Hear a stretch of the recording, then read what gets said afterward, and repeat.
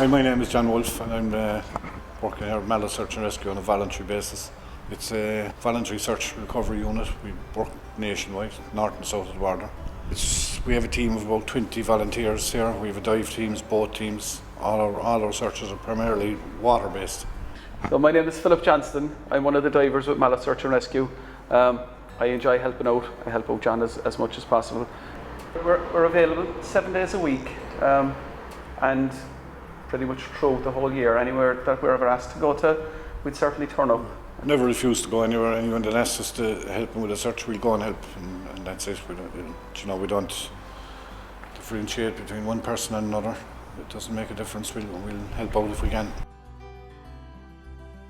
If anything was to happen in the Mallow locality, we would then be called to deal with the emergency situation.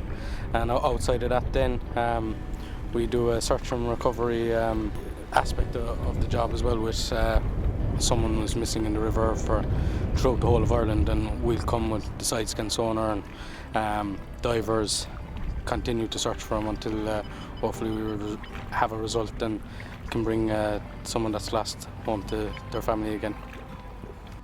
Cork Coast Guard Radio, Cork Coast Guard Radio, Cork Coast Guard Radio. This is Mallow Search and Rescue, Mallow Search and Rescue, Mallow Search and Rescue, channel 26, over. Yes, Mallow Search and Rescue, go ahead. I suppose to give back to the community, we have expertise and we can put them to good use and hopefully bring closure to families and on the emergency side of it, save the life of someone. Mallow Search and Rescue, listening on channel 26 and 16. Out. We'd normally search from the point of entry if that was known. So you'd look at weather conditions at the time, tide conditions at the time, point of entry, and then work from there. If the tide was going out, we'd work downriver. If it was a river, we'd work from point of entry downriver. If it was a flood tide, point of entry upriver. Then over time expand the area if we couldn't get a result in the first day or two, and keep expanding it. We'd use the sonar to side scan the riverbed. Any targets, then we'd drop marks on them, and we'd kit up the divers and eliminate the marks, or hopefully make the recovery. I'm Conor Roach, hero of Mallow Search and Rescue. Been here for about 3-ish years. Just here to talk about the side scan sonar. It is a CMAX CM2 side scan sonar donated to us by the Brian O'Toole family after the search for their son Brian. What this allows us to do is to carry out sonar operations of the riverbed.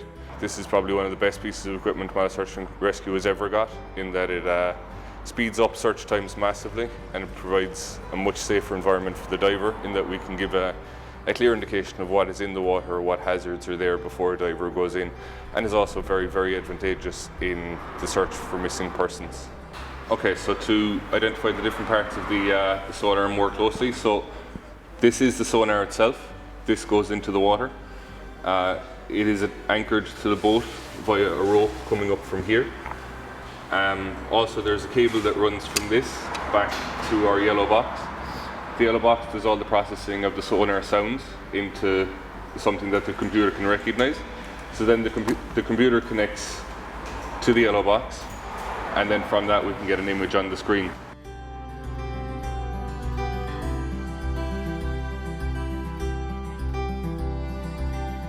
Once we find something, we can go back over the same line, looking at the data we've already recorded, and see the same thing again, and then we can drop a shot line on or near that item, and from that then we can get a good indication of the shot line we have dropped, or the rope that is going down, is roughly 1 meter or 2 meters from the item we want to look at.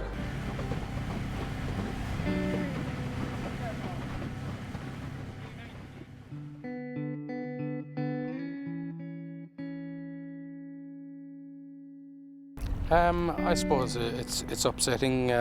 Personally, we try to just put it back of your mind. It's a job, we're here to do it. It's more upsetting to see how upset the families are. On the other side of it, it's quite rewarding to see at an upsetting time how the relief from the family when we actually make a recovery and bring someone home to the family.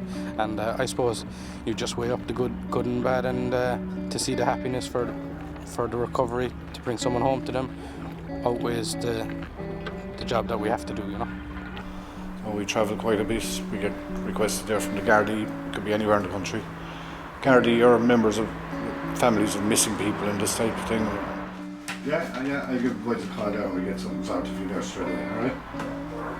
Great job for you, right away. We were searching up the country or Dublin. We could leave anywhere from 4 o'clock in the morning onwards.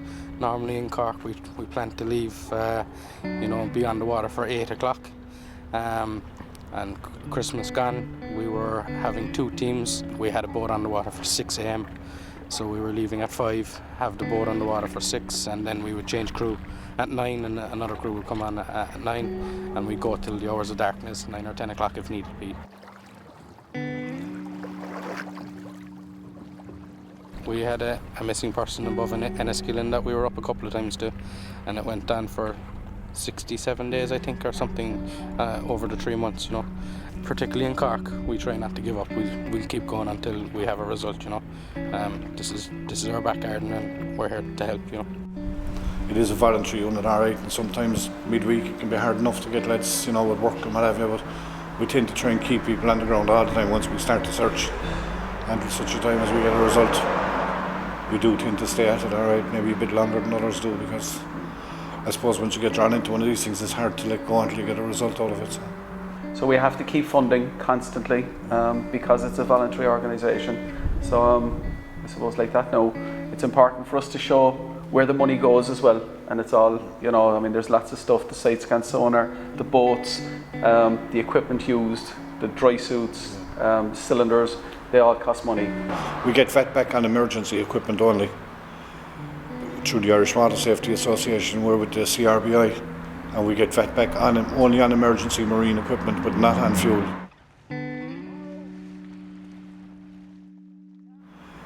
You'll run up a fuel bill in a week, maybe 700-800 quid, up to 1,000 quid, depending on where you're going. €1,000 a week wouldn't be unusual.